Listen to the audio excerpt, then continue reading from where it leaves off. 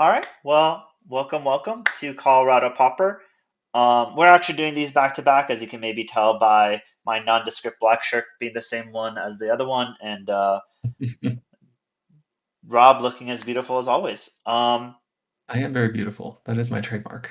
It is true. People always talk about you, and they're like, "Oh, Rob this, Rob that," and I'm like, "Really? What are you talking about?" They're like, "He's just a very good-looking man, and Yeah. that's Well, why we like him." listen, I'll take it. If it's the looks, then have so be it. I'll let the Yeah, other people have that in their eyes and all that sort of stuff. they certainly do. All right, so actually today, for this particular game, I was trying to highlight the Brew Challenge, but this is just going to be Black Sack against White Weenie. I thought that Okay. Jared was on a brew because he was on a brew at EG, but he was not. So, Okay. so there's that. That'll be fun though. I like both of these two players. We have Julian on the left-hand side, who is a very fairly accomplished White Weenie player, and Yeah. then Jared on the right hand side, who you people have seen before, but um, is trying to make Black Sack his like main competitive deck. So two Mhm. competitive, like it should be a good competitive game of Magic. Um, before we get started, I realized that I forgot to say anything you want to say about yourself. Oh, about myself, I mean, I've already talked about my good looks, so what more could I really want to say here? But I guess when you give me the spotlight here, Yeah. just wanted to say that with this, we do have this brew challenge that has been going on in the local community here playing Hmm. Pauper. And I know this isn't about me, but more so just wanted to shout out that community and that challenge here. It's really awesome time where people can come out and work on their different brews in an environment where a lot of people are brewing decks. So I highly encourage folks to come out and join us as we work to find the undiscovered tier one decks of the meta. Yeah. Um, I do have a question for you. Who do you think would win in a fight, Young or Freud? Young or Freud? I think Freud was feistier in a way where he was like more protective, and Okay. Young like cool. Like I do appreciate Young, but Freud I think was known for just kind of being a prick sometimes, and I could see him just not wanting to let anything get by him, and he takes a fight way more seriously than Young. Okay. So yeah, He's also that's got the my cocaine money's on Freud. advantage. Exactly. Yeah, he's got that supernatural stamina through the cocaine, so Yeah. I think my money's on him. Okay. All right. I was thinking Young because he's got that like German work ethic, just only basing it off of nationalistic Okay. vibes. Yeah, I could see that too. Yeah. But yeah, no, I think even with that, my money's still on Freud. All right. All right. I respect it. Here you can see me adjusting the camera a little bit. It's not going to help with the glare, but here we Hmm. are.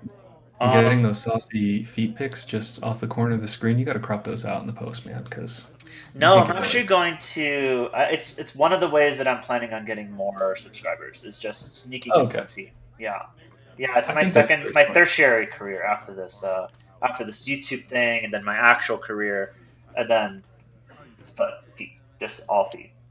It's good to have multiple sources of income, Yeah, so I think you're doing some pretty smart things here. I appreciate that. Yeah, I like that. Um, Yeah.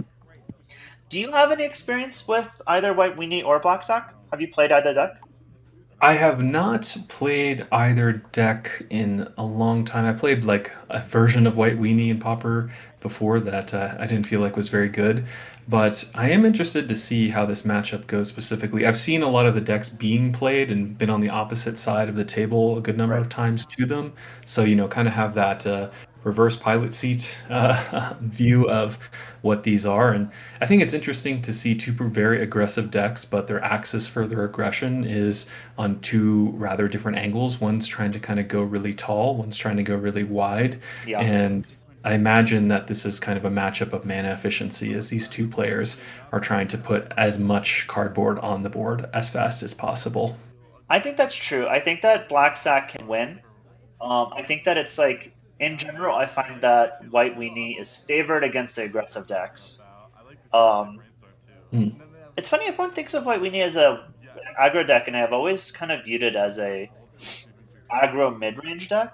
Like it sure. hits really well. Um, yeah, but it also has prismatic strands, so I think that that Mhm. gives it a fairly large vector of influence here. But we'll see. I'm excited to see it, and both players are obviously very good at their at their respective decks. So it'll be cool to see Certainly. two people who know what they're doing.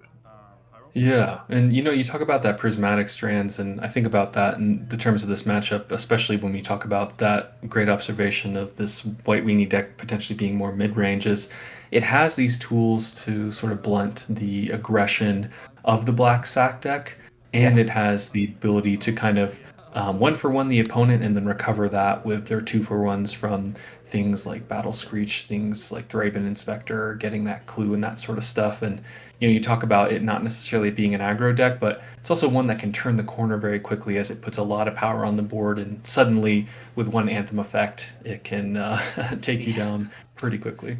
Yeah, I mean, I've been at 15 with like a couple birds and like I can survive this, and then it's a Guardian Pledge. Yeah, All right, so it looks like Julian actually ripped that land off the top.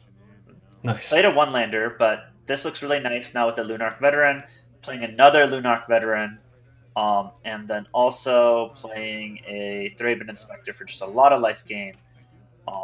Jared on the other side, starting off with a nice black bordered carrion feeder here.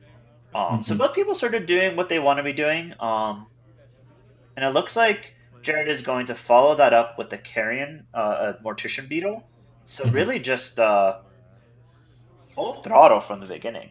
Holy. Yeah, yeah. As you said, they're both doing the things that their deck wants to do, and that's pretty apparent here as Jared can create these very big creatures where Yes. Julian can ultimately create a lot of blockers and have a lot of life total. And I imagine where he wants to be is potentially in the card advantage side of things here, but that life gain is going to be very relevant as Jared tries to chip through it all. Yeah, I agree with you. And it looks like Jared just killed one of the Nizumis to put a couple counters on, get in for a little bit of chip damage, and then we see where this is going to go.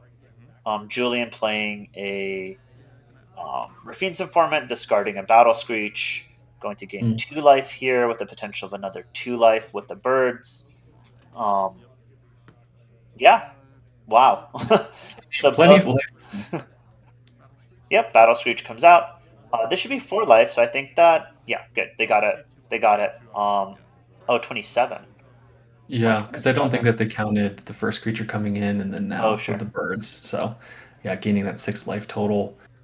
Glad that they remembered that and playing the third land here. Yeah. So, with the third land, I guess they drew it off that looting effect, but I'm also wondering if they was any push and pull in their mind to try and save themselves for 4 mana to play that Battle Screech also on the front side. But it is such a juicy discard target as it's just free value from the graveyard. Yeah, I see what you're saying. I was wondering about that too, because I think that Julian has another land in hand. So Hmm. could have discarded a land, hope to rip another land. But I get just like cashing in the Battle Screech. You get a counter, you get 2 creatures, and you gain life. Um, Yeah. Yeah, I think yeah, both plays very good, but as we see on the other side of the battlefield here, Jared getting very aggressive yep, as he is playing yet another sack outlet and even more recursive creatures or creatures that create 2 bodies to grow his creatures even taller. and now putting Julian really putting Jared in a tough spot here with this 3/2. Does he want to block with this, like block and basically trade with the Blood Throne? I imagine that you do want to do that. Or Mm-hmm. you just block with Infestation Sage, sack it. That's what he's doing. He's blocking with the Infestation Sage, sacking it to the Carrion Feeder, growing both creatures, and just taking 2 damage. It looks like Julian is a little bit. Oh no, he did it with the Blood Throne Vampire. Oh, he did it before blocks. Now he's gonna block one of the birds. Oh, that's Mm-hmm. cool. Yeah, That's very interesting. I do like Um, that play. It's also interesting from Julian's spot here. I think like it kind of shows that he's has a lot of reps with this deck. The fact that he felt comfortable even attacking into this board that Jared has here, right. because knowing that he has to put some sort of aggression onto his opponent. If he's in a position where he's simply just waiting back, trying to play the stall game and block out his opponent, that's Yeah. not what the White Weenie deck wants to do at the end of the game. He wants to be in a position where he can amass a large enough board to make Jared think really hard about his attacks. Yeah. And it looks like Jared actually sacked the token to block to just like become a 5/5. Okay, I think that makes sense. Yeah. Looks like Julian is a little flooded, but this core Skyfisher is a lot of pressure, a lot of life, and Hmm. gets another clue here by grabbing the Thraben Inspector. Doesn't play it, looks like values the draw over playing it. And Yeah. speaking of flooded, Jared is just three swamps. Three swamps and a dream. He'll do what he Yeah. does. But this is what we were talking about with that white weenie deck being the kind of better mid-range deck here is, yeah, just being able to convert these small creatures into chip damage, but also Hmm. into more card draw later in the game. As these big creatures on Jared's side of the board are still swinging in, but at the same time, he's under the clock here as with three swamps in hand, he really doesn't have much going on past that. Yeah, I agree. And I like this attack with the Bloodthorn Vampire just offering the trade with this core Hmm. Skyfisher. Hmm. Cracks a clue, draws another land. Perfect. So Exactly what both we want. players just land hands and creatures on the board. Oh, and then third land. Okay. Yeah. All right. I like these. I like the fact that our meta has people slowly finding the decks that they like. Mhm. Oh, the fourth Plays a land. Thraven, cracks a clue, another land. I will say these are very beautiful lands. I don't know if I would They are be great. extremely happy to see them, but they are cool lands. Well, see, that's the real strategy. You play beautiful lands so that even when you're flooded, you don't feel bad. It's all the mental game. It's true. It's true. Um, I think that they may have forgotten the two life from the Luminarch veteran. Yeah. Okay, Jared, ripping that land. We got. I think both players just need to throw them on the battlefield and just say where they're at. It's like, buddy, you got four lands. I got four lands, man. We're doing great. What is that effect that like you can like the show and tell effect Genesis? If they played Genesis, this would be the very funny Hyper Genesis moment. Yeah. Yeah. Okay, another attack here from Jared going Yep. in for the block, and he's Just has considering a life great, total looks like. yeah, a great aggressive point here. And seeing that chump block from the Thraben Inspector, I imagine he's got to be feeling pretty good because He's showing the camera. Julian's showing the camera. Three more lands. One more land. Oh, yikes. Okay, sometimes the cookie does crumble, and there it's it true. is. It's true. Hmm. Oh. No, I think that given this, there's a lot of aggression on Jared's side. I would consider blocking, like maybe keeping um, the birds back. I don't know. Interesting place here. Definitely maybe blocking with the Luminarch veterans, or at least blocking with one Luminarch veteran. I imagine is the Right. case. Yeah, just having something that could come back and okay, we see Jared draws a real card here. Yeah, but it's So not unfortunately not a card that you really want to see. Um, no, that's true. since it notably cannot block. But I guess it's just fodder. It's just fodder, right? Like it's just like gonna be churned in the machine. Right. It's inefficient fodder, but at the same time, I think this is where we see the more seasoned black sack players understanding how many tall creatures they need, and then knowing when their sack outlets are just going to be sacrificed to the other creatures that are big. Understanding that balance is a tough thing to strike, but it seems Yep. like Jared knows what he's doing. And we see here a block on the Luminarch veteran on the Mortician Beetle. I would be tempted, honestly, to put the other Luminarch veteran in front of the Bloodthorn Vampire, forcing out a sack. The Bloodthorn Hmm. Vampire, obviously, the worst sacker of the two. So, just like making that inflection, that's what I would do personally, but I think it's Sure. also fine to do it the way that Julian did it here.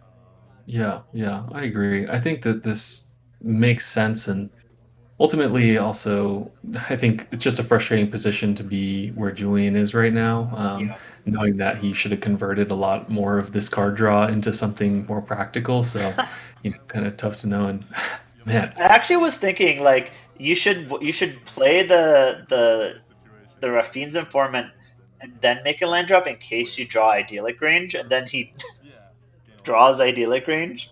yeah, Um, okay. but yeah, I think that honestly though, Julian doing a great job. Wow, I don't know what happened there. I'm sorry about that, everybody.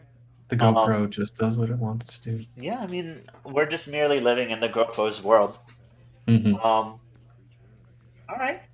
I feel as though Jared definitely has the upper hand here. There's a lot of material on both sides, but Julian's board just not really doing much.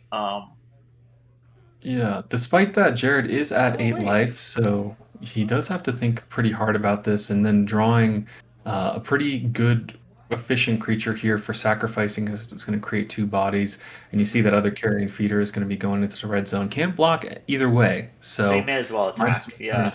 Yeah, exactly. And now things are getting very, very dangerous for Julian. I think that this is a good attack because I think that if Julian, I don't think they have lethal on the crackback quite. Two, four, six. No, I guess they do have lethal, but they do have to put in. There are some forced blocks here Hmm. because otherwise, I think Jared can kill.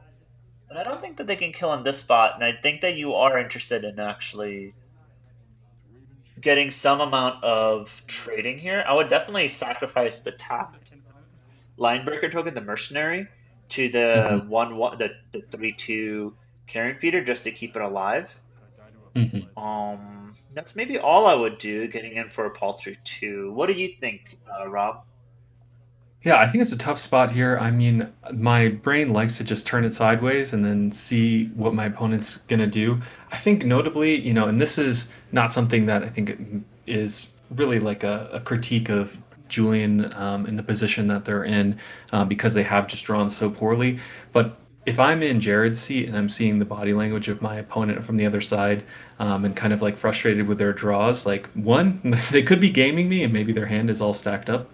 But at the other side of things, I'm smelling blood if my opponent's frustrated with what they're drawing. So Yeah, I want to turn my creature sideways. I want to make those force blocks. And yes, I'm at 8, but I have a very strong feeling that my opponent really doesn't have a lot going on. And knowing that my draws have been so poor and that the white weenie deck has the ability to kind of sequence their draws in such a way where they're creating a ton of blockers and a ton of pressure very quickly. I think I want to get this game over with as soon as possible. When we talk about those roles of who's the aggressor, who's trying to be the defender, and that sort of stuff.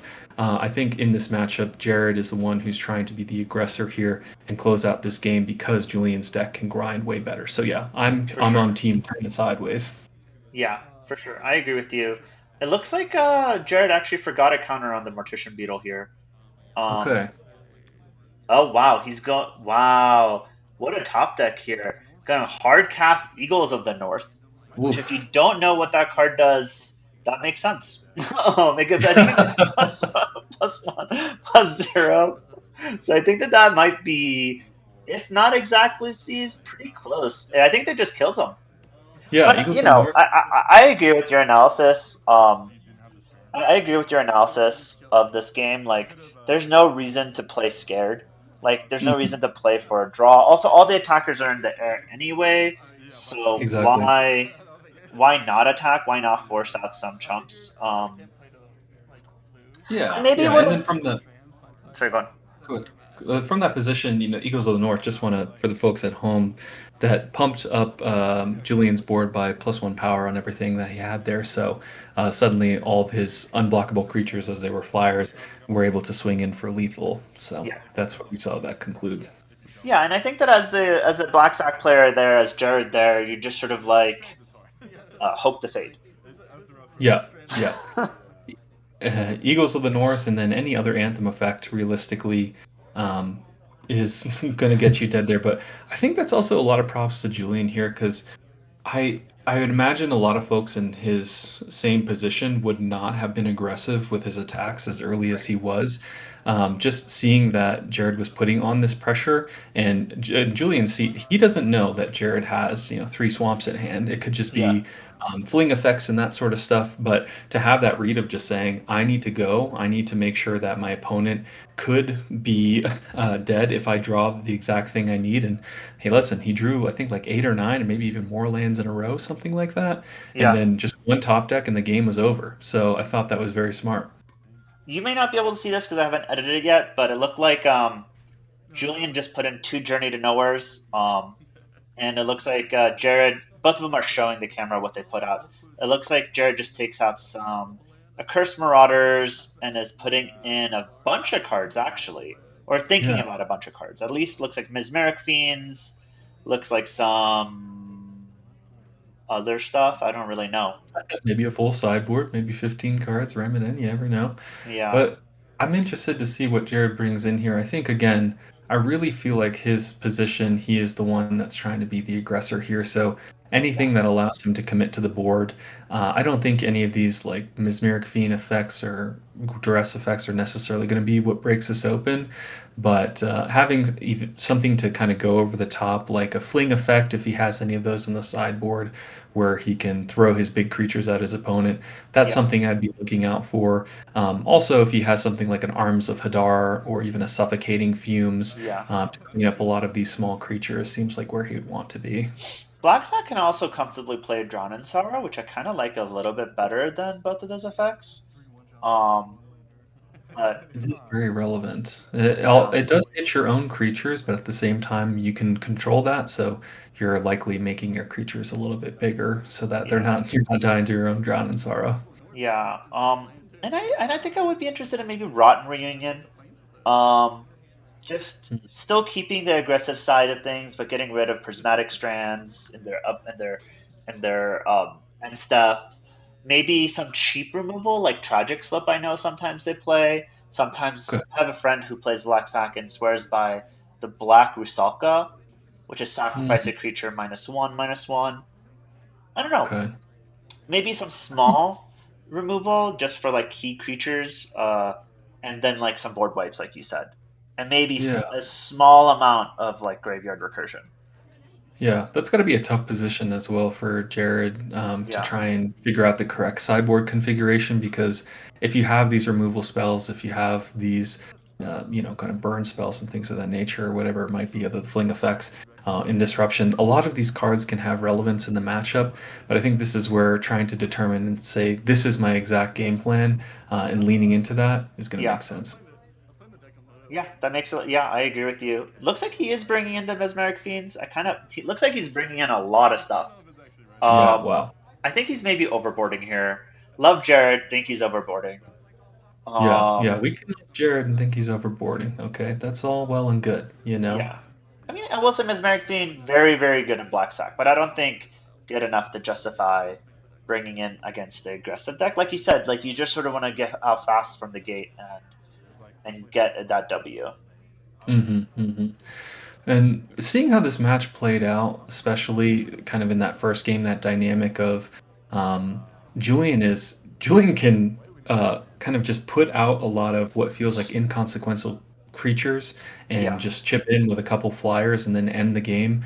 Like we saw that power of the white weenie deck doing its thing with those anthem effects. So putting in these different effects like the mesmeric machines and stuff like that, I can understand from Jared's position where he'd want to say, okay, I need to stop that, yeah. pump effect on the team. We'll see how it plays out ultimately. For what I would say I would want to do in his seat could be different than what he did. But if he has a game plan in mind, then, all more power to him. I agree with you. Are you playing with the Rubik's Cube? I'm playing with a stress ball. Okay, never mind. I'm constantly stressed and, I just need to kind of fiddle with something. So, here's me. I used to try play. Okay, so we are going into the game right now. Looks like Jared is keeping his seven. Every time Julian does this, I feel as though he's like reshuffling, and in my mind, I'm like, "But you were already cut." But he's just counting. Yeah. Show to everyone. There's 7 cards on the battlefield, and Yeah. they're gonna be 7 cards in my hand. Okay, that's just Looks his like I way. lied. Jared is actually mulliganing, which Okay. I will say, Black Sock is a deck that mulligans a lot and mulligans fairly effectively. Um, because it's kind of a synergy deck, so you need to have, you can sometimes draw the wrong half of the deck, right? You can draw all sackers and no token makers, or vice versa. Um, Yeah, yeah. You want to have the right mix of things, and he doesn't need that many things to come together to effectively end the game. Yes, Julian is going to have a lot of blockers, but if yeah, he doesn't have the right removal package, or if he just doesn't have the ability to kind of keep those creatures in check, Jared could run away with the game. for sure, I agree with you. And it looks like also Julian is going on the mulligan. I will say that I think that White Weenie Mulligan's worse than Black Sack, but Mm. um, yeah, we'll see what happens. Yeah, I'm inclined to agree. White Weenie seems like a deck where you kind of want a critical mass of things. Well, we saw in that first game, Julian, he had that one lander and just ripped the land off the top. Little did he know he's going to rip like 10 more lands, but uh, here we This is are. a It seems very like, good hand. yeah. So he's got Spider-Man, Web Slinger, I think, and a Leonardo as well. Two lands, No Luminar. Leonardo, a Luminarch, and a Strengths, it looks like. Okay, gotcha. Yeah, and a Thraben Charm. Look, I think it's land, Thraben Charm, Luminarch Veteran, Prismatic Strands, Spider-Man. Oh yeah, that looks to be exactly what it is. So must feel pretty good about that hand, I imagine. Just having the prismatic strands feels Yeah, like that is huge game against the black sack deck. I completely agree. Yeah, and a little bit of I don't know what Julian put on the ground. Oh, put down, but oh, is Jared going to I think five? I think he might be, and I think I want to say it was a battle screech that he Oh, put on the put bottom. back. Okay, sure. I'm not 100% positive about that, as my memory betrays me as I continue to fiddle with this stress ball. Well, at least you're not stressed. No, that's why I have the ball. That works Yeah. out perfectly. All right, see him draw his hand. Body language is not of a thrilled human, but at the Looks same like he has time, lands and spells. I think you probably keep this. yeah, okay, looks. Yeah, it I looks like it was the five. see him put one swamp on the table. I'm wondering if that's him saying, well, I'm putting this back in the deck, or Whoa. for keeping it in the hand. And I then think this that GoPro. thanks for the GoPro switching angles on us here. We can see that he does looks like he has three lands, so maybe just putting or four lands. Okay, So just putting two on the bottom there. I like that.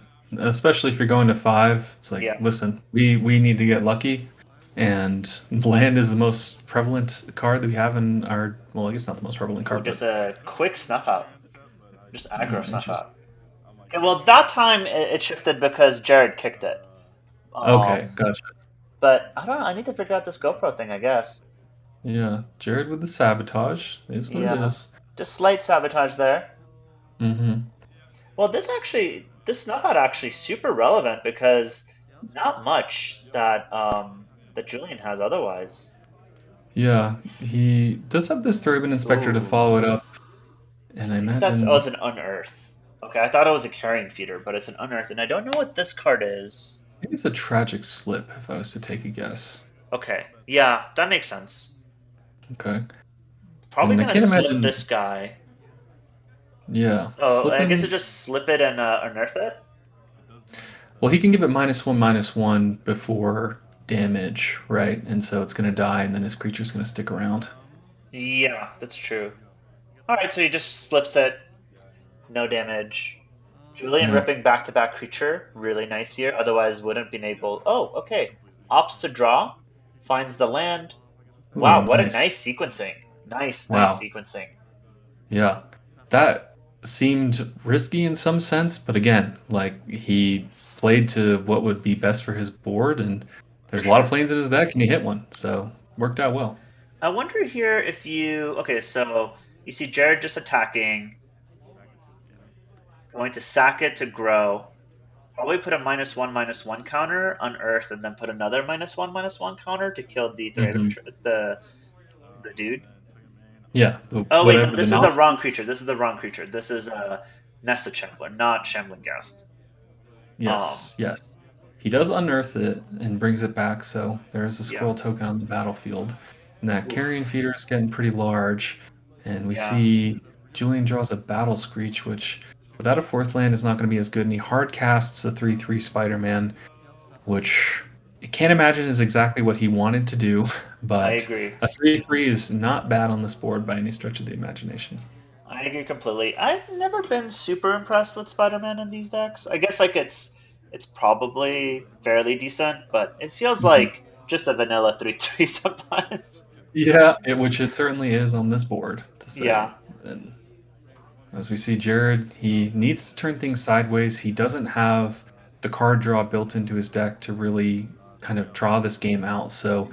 he's going for the absolute aggression here. Looks like he's sacking that Nested Shambler to the Carrying what feeder. is it? Carrion Feeder to grow it and do a little bit more damage. And Julian's at 12. We do know that he has some removal in hand, but notably that removal, um, Jared can interact with profitably. Yes, I agree. And then now these double Thraben charms. Kind of risky to Thraben charm into a carrion feeder. Hmm. Double land here for Oh, Jared. Wow, right. bottom two Nice. lands grabs two gets two lands. Although I will say grabbing getting an unearth and also a carrion feeder, pretty nice top decks, but Hmm. now running a little bit out of steam. Yeah, running out of steam. His opponent is at 12, and we see him thinking about how he wants to go about these attacks. He Yep, could have the read that Julian has that Thraben charm. So it with leaving 2 mana up, I guess in the clue on board, you could think that maybe he's just going to be going for sacrificing the token. But realistically, in Jared's position, he's got to turn his creature sideways, especially with 2 lands in hand. He's got to try and get this game over with. for sure agree with you there. And it looks like Julian does just crack the clue, grabs a land from it. I don't think he has a battle screech. He does have a battle screech in hand. Wow. Ooh, Okay. interesting. So attacking with this, I imagine that this is going to become a Leo. Hmm. And Just a interesting that Leo for he's two. he's going for the Leo. I'm with this play. It seems like instead of the Battle Screech, but Hmm. I mean, I think he's got no bad options here, realistically. Yeah, I agree. I probably would have cast a Screech, cast a Screech again, and next turn get in with a very large Leo. Hmm. Um, Okay, he okay. does a very smart play, which is he gives himself the option to go for the Leo if his opponent let it go through, but he still leaves up the mana for Battle Screech if that doesn't happen, and ultimately his creature gets chump blocked. So now in the second main phase, he goes for the Battle Screech, makes 4 birds, and suddenly Jared is in a really tough position. I agree. Yeah, this was really well played. Because you do get that extra chip damage with the Leonardo if things happen, and then just able to really convert into a lot of birds here. Hmm. Um, And he's gonna put what seems like, just was one it bird. all of his birds? Oh, No, just just one one bird in bird. Just front. one bird. Okay, He just had gotcha. a he just had like dice on them. So, and I think I that see. drawing triple Draven. I mean, this is going to be a large Leonardo. This is going to be a lot of damage. Yeah, and he can't block the birds, I don't believe. He doesn't have anything with reach, correct? Oh, Or one thing that's flying? interesting that Jared did is he just didn't play a land. Huh, yeah. I wonder if he has any ways to kind of convert that into card advantage in his deck. Or maybe he just doesn't want to reveal to his opponent that he has the lands in hand. I would imagine that it's more so the latter than the former. Um, Hmm. rather just have to because you don't really need that many lands, so rather just have No. the lands in hand. Looks like he doesn't even play the Leo, just attacks in with the birds. I guess he's trying to convert this Luminarch veteran because Leo it in. You gain a life, I believe. Maybe you don't. I'm not entirely sure. But then you can play the Luminarch veteran again, which is much more useful in this board state. Um, Hmm. very smart, patient play from Julian here. Yeah, seeing this sort of play makes me want to play this white weenie deck. There's just so many decisions that you can make. It seems Yeah, like a linear deck on the surface, but how you maximize your mana and utilize and play your spells in sequence, really, there's a lot of fun things to think about there. it's And for sure Jared, a very like this decision intensive deck. oh yeah, definitely so. I have it if you want, by the way. You can borrow it one week. Oh, you would let me borrow that? Well, Arash, you go from cheating on camera to going and offering me a deck. I appreciate that. And as we see here, Julian going to be going for a Thraben Charm on the Carrion Feeder. Yes. And I, I, realistically, I think that Jared go has ahead. a supernatural stamina in hand, so Carrion Feeder Hmm. not quite dead, but pretty close. I mean, I think it comes back with no counters, right? So it's like you're Right, back at square one. And little does Jared know that there's two more of these just waiting in the wings. Um, right. I imagine here we do see a large Leonardo, and then you just sort of hold up prismatic strands, and I don't know. Like you play the Luminarch veteran and you hold up prismatic strands, and I honestly don't know how you lose. Yeah. Well, we see Julian going for a big attack here, turning Yep. everything sideways as you're at 13. It sees that his opponent has only one swamp up. Maybe they could have a snuff out, but at the same time, I like this attack, and because they're not representing lethal on the crackback either. And No, okay, you're pretty there's the safe. Leonardo, just as you say, going on the Luminarch. And how big is this Leonardo? It's 3, 4, 5, 6. It's a 6/3. Wow. Okay. So this is a Kraken for 10. Wow. Yeah, a lot of damage. Huge hit here. Yeah. Yeah. Absolutely massive. And as we see in Jared's position again, knowing that his hand doesn't have a lot going for it, he's in a really tough position. Has to draw something pretty good here. If he can get a board wipe effect, maybe that can keep him in it. But and Julian still has these big creatures on the other side of the battlefield. Can't probably Oh, sweep doesn't them up even play the effectively. Luminarch veteran. Interesting. Just wants to keep the double Mm, Thraben Charm ups. That's smart. I like yeah, that. Wow. I like that too. Yeah, his hand was stacked to say the least. Double Thraben Charm with the Prismatic Strands. He was sitting pretty. Very difficult for Jared to come back there, but also pretty unlucky for Jared to just draw what seemed, I think, like 4 or 5 more swamps there after bottoming two. Yeah. But, all props to him. He played to his outs and ultimately just unfortunately didn't get there. That mulligan seemed to really hurt him in this I mean, matchup. mulliganing to 5 in any game is always rough, especially on the play, right? Um, Yeah. I will say, like, despite the fact that Julian didn't cast a prismatic strand this entire game, the presence of prismatic strands was felt. Um, it allowed him to really tap out and just attack with every creature, keep up the mana, um, and just like be a little bit more, not reckless, but just like be a little bit more aggressive. Oh, certainly. Yeah. He had that kind of backup whenever he needed to, and he could play the game on his terms. I think that's a really important part for being this white weenie deck. Yeah, If you're in this position where you're on the back foot and you can't really kind of utilize your tools effectively to interact with your opponent, it's much harder for you to just play all these 1/2s on the battlefield and these 1/1s and feel like you're in a good position. Whereas just knowing that you have that prismatic strands, he could dictate the pace of combat, essentially blanking 2 combat steps from his opponent, and his opponent is in the deck that really could end the game in 2 combat steps. So yeah, that's just a huge game and such a incredibly powerful tool in the matchup. yeah. I agree. Um, So it actually ends up being correct that the deck that we thought was favored, but still really good tight gameplay on both players' part. Both of these players never always super happy to see them across the board because they're both very nice people. Definitely. Never super excited to play against them because they're both very good players, Sure. but the pleasure of seeing their smiling faces usually um, takes away from the pain of having to play against a very competent player. Hey man, that's the vibe of Thursday Pauper. That's why I Yeah. keep coming out. It's just like so many people are very nice to play against and put a smile on their face, even when they're losing or even when they're winning. And Hmm. yeah, if they crush you, you don't ever feel that bad because you're like, you know what? They deserve it. They're emblematic of what I want to see in the world. So just give it to them. Yeah, I agree with you.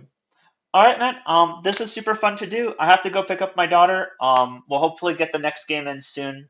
Any last parting words of wisdom before we end the video? I just want to again talk about the brew challenge here. If anyone wants to come and bring their brews over to Mythic Games on Thursdays, Arash, and actually any of the um, different stores in the local community. Yeah, Arash is hosting a brew challenge, and I imagine this will be an ongoing thing because it is rather popular where folks can come out and try their brews. And it's something that could even be done across state lines if they wanted to. But it's pretty fun just to have these folks working on these new decks in unison and seeing how they play out has been really exciting. And just to see that, man, there is a lot of potential in the format, just putting these cards together. We didn't see that in this matchup today, as there were two tried and true decks, but at the same time, just knowing that there are these other decks waiting in the wings for folks to come out and try for sure. is all something that keeps me coming out and playing. But one of the reasons we didn't see it is because Jared 3-0'd with his brew on Tuesday. Okay, Yeah. well, he's just too good at the game. Yep, Unfortunate. unfortunate. Too good for the brewing challenge. Hmm.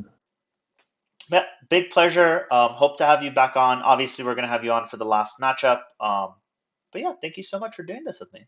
Yeah, thanks for having me on, and excited to do the rest of them. Yep. All right. See you around. Okay, bye.